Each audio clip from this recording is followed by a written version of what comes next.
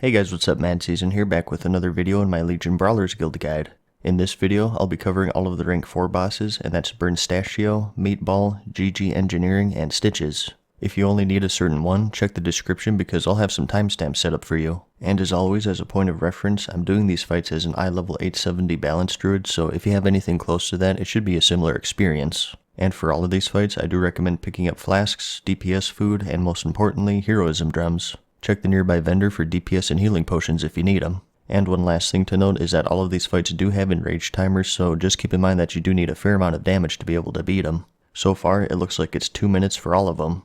First up, we have who, in my opinion, is the hardest boss of this rank, and that's Burnstachio. This is a fire genie, and when the fight starts, the whole room will fill with fire and he'll be immune to all attacks. And you guessed it, if you stand in the fire, it's a one-shot. 3 rain clouds will also spawn, and they'll wander about the area, dousing all fire beneath them. And watery orbs will also spawn randomly in the arena, and if you run over them, you'll be immune to all damage for 15 seconds. You'll also be able to damage Burnstachio when the buff is active. So the reason why I said this fight is the most difficult is mainly due to the RNG factor. The clouds will move randomly, and the water orb spawns are also random, at least as of this PTR build.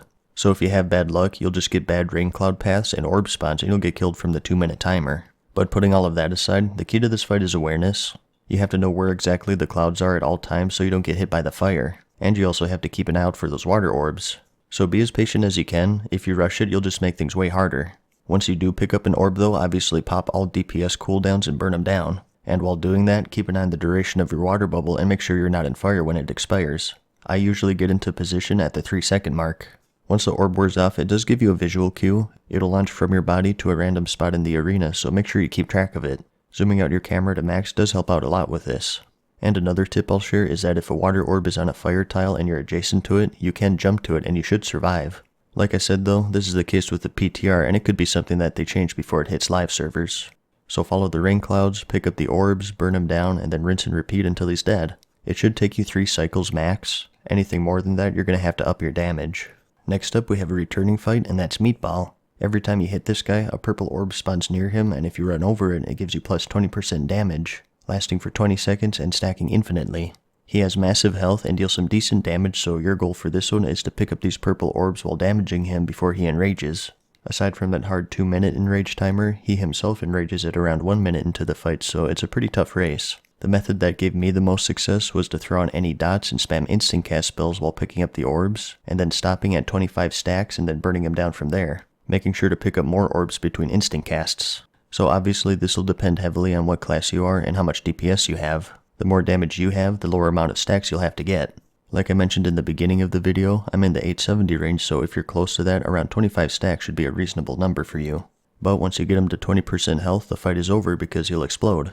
So keep picking up those orbs, DPS him down, and pop any defensives you have to keep your health up, and that's fight complete. Number 3 on our list is another returning fight, and that's GG Engineering. You have 2 opponents for this fight, and that's Bo Bobble and Max Mega Blast. Bo will teleport around casting a low damage spell at you, and Max will continually fire rockets at your feet. And there are also shield generators which Bo will hide behind.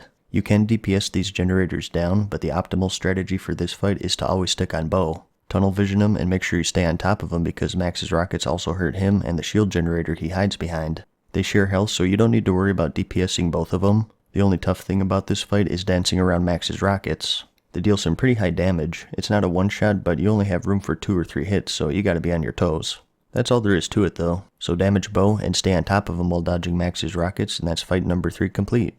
The final fight for rank 4 is Stitches. He'll start off the fight by hooking you near him, and surrounding him is some green stuff. It's called the Aura of Rot, and for each second you're standing in it, you'll get 1 stack, and at 10 stacks you're dead. This resets if you exit the aura.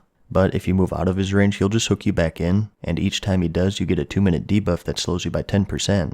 This stacks, so at 10 stacks you'll be immobile and therefore be killed by the Aura of Rot. So to optimize your lifespan, you want to wait until you're near 10 stacks of Rot, and then run out to reset it to gain a hook stack. You don't want to keep running out because all you'll do is slow yourself down and ruin your chances of beating him. So you want to run out earlier the further you get into the fight because you'll of course be slower.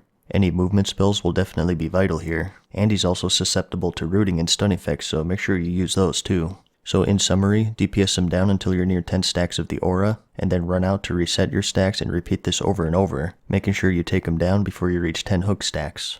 There is a trick with this one I found, and that's when you're running out is to barely run out far enough to reset your rod stacks and then run back in. His hook has a minimum range, so you can kind of cheese it to avoid a hook stack. If you perfect this method, your only timer is the default 2 minutes that every fight has, which is pretty trivial unless you have a low eye level. Keep in mind that this may vary depending on your latency though. The better connection you have to the server, the harder this is to pull off.